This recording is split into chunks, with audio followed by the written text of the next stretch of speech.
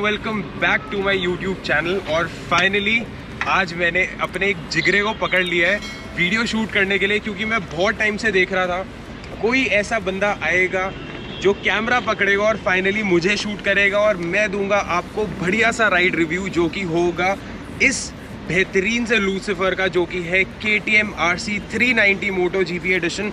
सो आज फाइनली मैंने इसके मीटर पे क्लॉक कर लिए हैं 3000 किलोमीटर। सो 3000 किलोमीटर्स का मैं आपको एक राइड रिव्यू दूंगा। तो स्टार्ट करते हैं। सबसे पहले अगर मैं आपसे ये बात करूं कि मैंने ये बाइक चूज़ क्यों की, सो मेरा चूज़ करने का एक लौता ऑप्शन ये था क्योंकि मेरे पास एक फेज़र पड़ी है जो कि मैंने ख़रीदी थी 2011 में, और दूसरी मेरे पास पड़ी है थंडरबर्ड रॉयल एनफील्ड की जो मैंने ख़रीदी थी 2017 में। सो टिपिकल आप कह लो टूरिंग, एक स्पोर्ट्स टूरर से और एक टूरर बाइक से मैं बाहर निकलना चाहता था, और मैं कुछ देख रहा था ऐसा बेहतरीन सा कोई एक स्पोर्ट्स मशीन जो कि ट्रैक में भी बहुत अच्छा काम करे और रोड में भी हमें कोई दिक्कत ना दे। और I was personally never a KTM fan. मैं KTM कभी भी पसंद नहीं करी, स्पेशली बिकॉज इसका एग्जॉस्ट मेरे को कभी नहीं अच्छा लगा। इसका जो डिस्प्ले आता था बहुत ही ज़्यादा ऑकवर्ड लगता था कि आप बाहर जा रहे हो, इतनी महंगी महंगी मशीन्स आ गई हैं। सो अगर वैसे आप कंपेयर करो, सो एक टिपिकल लुक ये बाइक दे रही थी जैसे कुछ ना कुछ आज की डेट में रॉयल एनफील्ड 650 दे रही है। बट देन निकली ये बाइक, और ये वाली बाइक जब निकली है ना, मतलब मैंने दिल ऐसे पकड़ लिया था। कोई शायद ये बंदा एक लड़की को देख के बोलेगा जब किसी की शादी होगी, specially arrange marriage, love marriage के बारे में ज़्यादा बात नहीं करूँगा। तो मैंने सबसे पहले जब ये बुक कराई थी, मैंने इसकी टेस्ट ड्राइव भी नहीं ली, कुछ नहीं लिया था, बट ये था कि मेरे को पर्सनली ये क्यों पसंद आई थी। तो आपको कुछ ऐसे रीजंस बताता हूँ। नंबर 1, ये आती है 4 लाख के अंदर बाइक। अब बहुत लोग ये बोलेंगे कि यार आपने 4 लाख के अंदर आपने 650 नहीं लिया, आपने 390 ली, आपने ये नहीं लिया, वो नहीं लिया। देखो, मेरा प्रेफरेंस सिर्फ भगाना नहीं था, मेरा प्रेफरेंस सिर्फ ये नहीं था कि मैं ट्रैक मशीन लूँ और मैं 200 किलोमीटर पर आवर के हिसाब से मैं खींचता रहूँ। भाई मेरे को अपनी जान बहुत प्यारी है, मेरे माता पिता का भले एक लौता बेटा ना हूँ, बट सब मेरे को सबसे ज़्यादा प्यार ज़रूर करते हैं। तो ज़बरदस्ती मैं भगाना नहीं चाहता था, और ये था यार कि जो टिपिकल एक स्पोर्टी पोस्चर होता है ना, मैं उसको भी खूब ज़्यादा इन्जॉय करूँ, और कुछ ऐसे रीज़न से। अब मैं आपको रीज़न बताता हूँ कैमरा साहब। सो सबसे पहले एक ये TFT डिस्प्ले था जिसकी वजह से मैंने ये बाइक को पसंद किया है। और TFT डिस्प्ले मेरे लिए मायने रखता था क्योंकि अगर मैं 4 लाख रुपए खर्चा कर रहा हूँ तो मुझे एक टिपिकल रेट्रो लुकिंग सेगमेंट में नहीं जाना था, जो कि ऑलरेडी मेरे को थंडरबर्ड भी दे रहा था जो कि 275 की मैंने ली थी, और सेम इंस्ट्रूमेंट क्लस्टर मेरे को मिल रहा था 650 में। तो सिवाय पावर के कोई और डिफरेंस नहीं था। और साथ ही साथ वो लोग जो पूछते हैं कि भाई आपने निंजा क्यों नहीं ली, सो देखो यार, निंजा इससे भी बहुत महंगी है। अगर मैं ये ले रहा था तो मैं निंजा 300 नहीं लेता, मैं सीधा लेता Ninja 400। But Ninja 400 touching 6 lakh rupees है, और 6 लाख रुपए की बाइक, वो देखो प्रीमियम सेगमेंट आ ज़रूर जाता है, बट उसकी जो सर्विस है, कम से कम जो फर्स्ट 3 सर्विस है वो 5,500 से 6,000 रुपये के बीच में है। और इसकी पहली सर्विस मेरे को सिर्फ कॉस्ट करी है 1,900 रुपये। और साथ ही साथ अगर 3 सर्विस के बाद की बात करूं, जो निंजा अगर मैं लेता तो वो मेरे को कॉस्ट करती कम से कम 11 से 12,000 रुपये की, और इसकी मुझे कॉस्ट करेगी कम से कम 3,500 रुपये की। तो आप एक डिफरेंस देख रहे हो। भले वो एक जापानीज सेगमेंट, प्रीमियम सेगमेंट में मशीन आती है डुअल सिलेंडर, सो आप एक डिफरेंस देख रहे हो। 3,500 रुपये की एक सर्विस, और अगर यही मैं निंजा 400 में अपग्रेड करता अपने आप को, तो मेरी जो कम से कम एक सर्विस कॉस्ट पड़ती वो 11 से 12,000 रुपये की होती। और निंजा जो इंडिया में मिल रही है वो आती है CBU यूनिट, जो कि आती है कम्प्लीटली बिल्ट यूनिट, और वो आती है बाहर से बन के। तो खुदा ना खासा अगर आपकी बाइक में 19-20 हो जाता है, आपको कम से कम 30 दिन से 45 दिन का वेटिंग पीरियड देते हैं उस पार्ट को इम्पोर्ट कराने का। वॉज दी ओनली रीज़न मैंने ये पसंद करी है। और ऐसा नहीं है कि अगर मैं बोलूँ मैं निंजा लेता या मैं 650 रॉयल एनफील्ड लेता या कोई और लेता, तो यार मैं कम से कम 2-4 घंटे पहले पहुंच जाता बाकियों से, और मैं 2-4 घंटे पहले और बाद में आता। चीज़ मैं आपको हकीकत बताता हूँ, कुछ नहीं, हद मार के 1 मिनट का फ़र्क पड़ेगा। 1 मिनट बाद बाकी पहुँच जाएंगे, और 1 मिनट पहले और 1 मिनट बाद मैं पहुँच जाऊँगा। और साथ ही साथ अगर बात की जाए KTM की, KTM मेरे को लगता है इंडिया में बहुत ही ज़्यादा अंडररेटेड कंपनी है। और बात की जाए इस मशीन की, ये जो मशीन है ये एब्सोल्यूट बीस्ट है। अब क्यों? अब स्पेशली इसका कलर देखो। मैंने जब इसको बुक कराया था, मैंने बुक कराया था ब्लू और ऑरेंज कलर में, जो कि मुझे मतलब एक पर्सनल ओपिनियन में बाद में सिंस मैंने ये ले लिया, मेरे को लगा बहुत ही ज़्यादा फुद्दू कलर था और वो कलर ले लेता मेरे को पता नहीं कितने व्यूज़ आते नहीं आते, बट ऑल थैंक्स। मेरे खैर भगवान ने स्टार्स इतने अच्छे लिख के भेजे थे, ये बाइक आनी थी और मेरा यूट्यूब चैनल चलना था। बट ये वाली जब मशीन आई और मैंने सबसे पहले देखा, मैंने जब अपनी बुकिंग कराई थी, मैंने उनको फ़ोन करके मना कर दिया कि भैया आप मेरी बुकिंग कैंसिल कर दो पिछली वाली उसकी। तो जब ये लॉन्च होने वाली थी तो 3-4 दिन पहले बड़ा ना एक होप्स सा निकल गया था, एक कन्फ्यूजन सा था कि इसमें इसकी जो पावर डिलीवरी है ज़्यादा बढ़ा देंगे, 390 से अबव कर देंगे। तो मेरे को लगा यार 4 लाख तो मैं खर्च कर रहा हूँ, अगर 5.5-6 लाख रुपये भी मैं खर्च करता हूँ और एक ऐसी ट्रैक मशीन पे जिसकी पावर डिलीवरी बढ़िया है और जो कि टिपिकल आएगी हमारे मोटो GP एडिशन में, so will it be worth it और नॉट? तो भाई आपके सामने है और ये मशीन है। और मैं सच्ची बोलूँ तो पहले मेरे को हफ्ते भर थोड़ी सी दिक्कत हुई थी। क्यों? क्योंकि मैं टिपिकल ऐसे वाले पोस्चर से सीधा गया ऐसे वाले पोस्चर पे, तो हाँ कई बार लगता ज़रूर है। अब सिंस मैंने ये मशीन चला ली है and now since I got used to it, तो एक चीज़ होगी है कि हाँ अगर इसके बाद मैं अपग्रेड करता हूँ, जो कि डेफिनेटली होगी हमारे IBW 2023 के लिए, तो सर आप भी सजेस्ट करना सर। मैं हायाबुसा या ZX-10R? हायाबुसा भाई, हायाबुसा। तो अगर ये है कि जिस हिसाब से हमारा इनलाइन 4 सिलेंडर आएगा, हम टिपिकल स्पोर्ट्स टूरर नहीं देखेंगे, बट कोशिश यही रहेगी हम एक स्पोर्टी लुक में जाएं जो कि पूरी हमें फील दे ऐसी बाइक की। और एक और रीज़न मैं आपको बताता हूँ, और एक और रीज़न आपको मैं बताता हूँ मैंने क्यों चूज़ की। क्योंकि काफ़ी सारे लोग होते हैं जो खर्चा करते हैं ऐसी बाइकों पे डीकैल्स के लिए। सो डीकैल्स क्या होता है मेरे को भी कुछ दिन पहले ही पता चला था। बेसिकली स्टिकरिंग होती है, ये देखो ये साइड में सारी स्टिकरिंग है।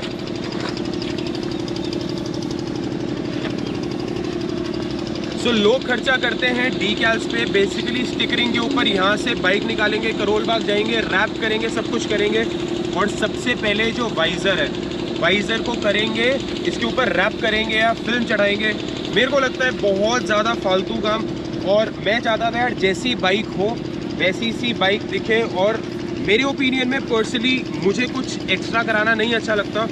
मैंने 2 स्टिकर ज़रूर लगवाए थे अपने बाइक पे। एक बार ये दिखाऊं, आप लोगों ने देखा होगा, मैं फिर भी दिखा देता हूँ। ये है मोटो GP एडिशन का स्टिकर। ये देखो, मतलब अगर आप बाइक यहाँ चला रहे हो और आपका बाइक का कॉकपिट है, ये देखो मोटो GP का ये स्टिकर कितना ज़्यादा अच्छा लगता है। और साथ ही साथ जो दूसरा स्टिकर मैंने करवाया था वो ये था अपने YouTube चैनल का, दैट इज़ विद MSK। तो कुछ ऐसे रीजंस थे जो मेरे को लगा यार I think this bike is the perfect machine for me. क्योंकि मैं जब इस पर बैठा था, एक कंफर्ट लेवल, एक पॉस्चर मेरे को बहुत ज़्यादा अच्छा लगा। सो इट्स जस्ट लाइक आप आपने हैरी पॉटर देखी होगी, हैरी पॉटर जाते अपनी वॉन्ड लेने, वो जादू की छड़ी, वो जाते और वो पंखा सा चल जाता है ना। तो मेरे साथ भी यही एग्जैक्टली सेम चीज़ हुई थी जब मैं गया था बाइक चूज़ करने के लिए। बट हाँ मैं इतना खर्चा लेकर चल रहा था कि अगर मेरा मन करता है कावासाकी Z900 पे मैं वो भी ले लूँ। बट मैं आपको एक बहुत अच्छा सा रीज़न बताता हूँ जो आप लोग कंसिडर कर सकते हो। क्योंकि काफ़ी लोग हमारे जो सुपर बाइक सेगमेंट में होते हैं वो इस हिसाब से भी जाते हैं और मार्केट में सेकेंड हैंड बाइक्स बहुत ज़्यादा मिलती हैं। सो सेकेंड हैंड बाइक जो होती है वो लेना अच्छा होता है यार। बाइक अगर अच्छी है, ज़्यादा नहीं चली हुई, किसी जान पहचान में है, तो डेफिनेटली लो। बट अगर बात की जाए Z900 की, क्योंकि सबसे ज़्यादा रीसेल भी Z900 होती है as compared to rest of the bike, वो मैं आपको बताता हूँ क्यों। क्योंकि इनलाइन 4 सिलेंडर में जो Z900 है सबसे ज़्यादा सस्ती बाइक है अभी मार्केट में। उससे पहले अगर आप बात करो तो कावासाकी ने अभी Z225R निकाली है और साथ ही साथ बेनेली भी है। बट उन बाइक्स को इतना ज़्यादा कोई पूछता नहीं है, मैं आपको हकीकत बताऊं। क्योंकि Z25R पे आप 8 लाख रुपए नहीं खर्च करोगे, रादर देन आप एक 900 सीसी की बाइक लोगे जो कि 4 सिलेंडर है, जो आ जाती है दोबारा कावासाकी की। तो यार 1 लीटर बाइक में जो कि 1000 सीसी की होती है, उसमें दिक्कत ये होती है कि उसमें पावर डिलीवरी इतनी ज़्यादा होती है कि बंदों को पता नहीं चलता कि हमने रेस कब देनी है और ब्रेक कब मारनी है। सिमिलरली इसके साथ इसकी पावर डिलीवरी इतनी ज़्यादा है कि अगर मैं 150 भी भगाना चाहूँ या मैं 160 170 भी टच करना चाहूँ, ये बाइक बहुत आसानी से करती है। बट यार देखो, जान भी अपनी और पैसा भी अपना है। सो आई फाउंड नो रीज़न कि मैं Z900 में जाऊँ। तो आई थॉट सिंस मैं टिपिकल एक टूरर सेगमेंट में आ रहा हूँ जहाँ पे मैं सिर्फ चलाता था 80 और 90 की स्पीड में, सो आई थॉट कोई एक मिड सेगमेंट बाइक लूँ, जब मेरे को आदत हो जाए फिर उसके बाद मैं अपग्रेड करूँ साल 1.5 साल रुक के। बट फिर मैंने ये वाली बाइक ली एंड उसके बाद फाइनली मैंने डिसाइड किया कि एक बार इस बाइक की जब हमें आदत पड़ जाएगी फिर हम जाएंगे टिपिकल एक इनलाइन 4 सिलेंडर वाले सेगमेंट में। सो कुछ ऐसे पॉइंट्स थे जो मैंने कंसिडर करे। अब बात की जाए मेरे 3000 किलोमीटर्स पूरे होने के रिव्यू के। सो यार ये बाइक की जो परफॉर्मेंस है ऑनेस्टली बताऊं बहुत ज़्यादा अच्छी है। बात की जो, और बहुत लोग ये भी पूछ रहे थे कि भैया इसमें कंफर्ट लेवल है नहीं है। यार इसमें कंफर्ट लेवल अल्टीमेट है। मैं आपको बताता हूँ, इसकी जो सीट है बहुत गद्देदार है और मेरे जैसा बंदा कम से कम 600-700 किलोमीटर आराम से चला लेगा। और साथ ही साथ बात की जाए इसके पिलियन सीट के लिए, तो पिलियन सीट यार कम से कम आप ये देखो 40-50-100 किलोमीटर तक चल जाएगी। उसके बाद जो बंदा है वो परेशान आ जाएगा। क्यों? क्योंकि एक तो इसकी हाइट भी बहुत ऊपर है और साथ ही साथ जिस स्पीड से ये चलती है आपको इसमें 100 भी नहीं पता चलेंगे, 110 भी नहीं पता चलेंगे। तो वहाँ कहीं ना कहीं मेरे को लगता है एक बंदे को डर लग जाता है कि यार हम गिर तो नहीं जाएंगे, कहीं ब्रेक मारी, दूसरे बंदे ने स्टॉप ही मारी है तो मैं उठ तो नहीं जाऊँगा। तो ये कोई पॉइंट्स हैं जो आपको नज़रअंदाज नहीं करने चाहिए अगर आप KTM RC 390 देख रहे हो। और साथ ही साथ उन लोगों के लिए खुशखबरी है जो पूछ रहे थे कि हम MotoGP एडिशन ले सकते हैं। सो यार मैं 2-4 दिन पहले गुड़गांव के शोरूम में गया था, उन्होंने मेरे को बताया कि MotoGP एडिशन अभी भी आ रहा है। सो मेरे को नहीं पता आपकी स्टेट में अवेलेबल है नहीं है, तो आप जाके अकॉर्डिंगली कंफर्म कर सकते हो। और साथ ही साथ कुछ ऐसे पॉइंट्स थे ये जो मैंने कंसिडर किए थे बिफोर बाइंग दिस। अब मेरा कंफर्ट लेवल इस मोड पे पहुंच गया है कि अगर मैं इसे एक दिन में 550 या 600 किलोमीटर खींचना चाहूँ मैं बहुत आसानी से एक प्लेन सर्विस में तो खींच दूंगा। बट अगर बात की जाए यहाँ से मनाली पहुँचने की, सो मैंने अभी इसकी परफॉर्मेंस टेस्ट नहीं करी है, तो वो आप लोगों के लिए भी सरप्राइज़ होगा। क्यों? क्योंकि आने वाले व्लॉग्स में पता चलेगा कि जो मेरी राइड है कहाँ तक होती है और किस पे होती है। और अगर इस पे जाता हूँ तो पहाड़ों में आप खींच सकते हो 500-600 किलोमीटर, और is it really worth it या डर लगता है। तो कुछ ऐसे पॉइंट्स हैं जो हम आने वाले व्लॉग्स में कंसिडर करेंगे। और इसका एक और पॉइंट था जो मैंने कंसिडर किया था बिफोर बाइंग दिस मशीन, वो मैं आपको दिखा देता हूँ। वो ये एग्जॉस्ट था, क्योंकि इस एग्जॉस्ट की जो आवाज़ है मुझे बहुत प्यारी लगी है। ये है कि साल 1.5 साल चलाने के बाद जब मेरी फ्री सर्विसेज ख़त्म हो जाएंगी, सो ये एक बार मेरी फ्री सर्विस ख़त्म हो जाएगी तो उसके बाद ये वाला जो एग्जॉस्ट है ये चेंज कराया जाएगा। और यार मेरा पर्सनली मानना है, अगर जो चीज़ ले रहे हो भले आप सस्ती ले लो बट ओरिजिनल लो।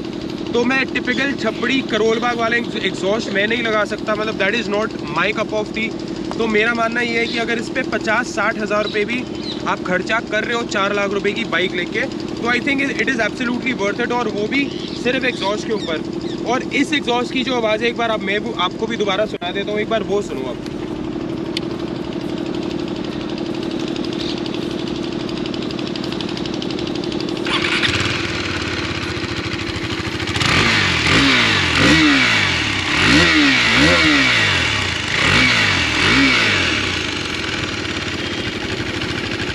तो ये थी मेरी KTM RC 390 MotoGP, जो कि सिंगल सिलेंडर है बट फिर भी टक्कर दे रही है आप लोगों की डुअल सिलेंडर बाइक्स को।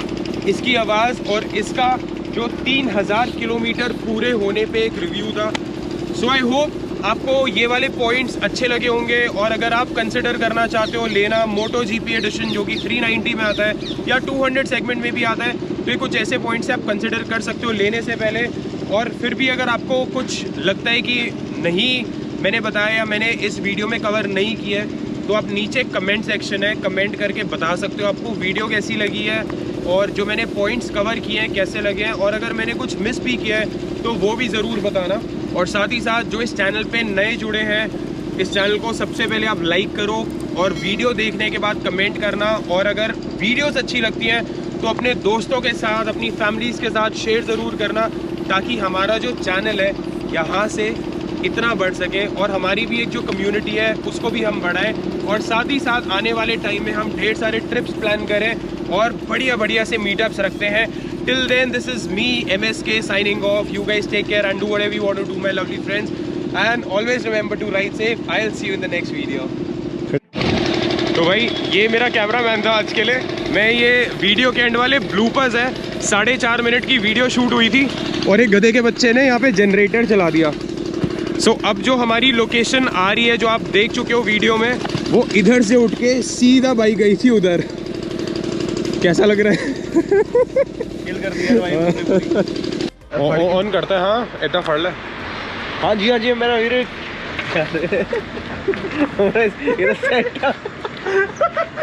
हाँ जी मेरा वीर तगड़े हो सारे. किमें हो? विद MSK दी नवी वीडियो आ रही है, चेक करो फटाफट.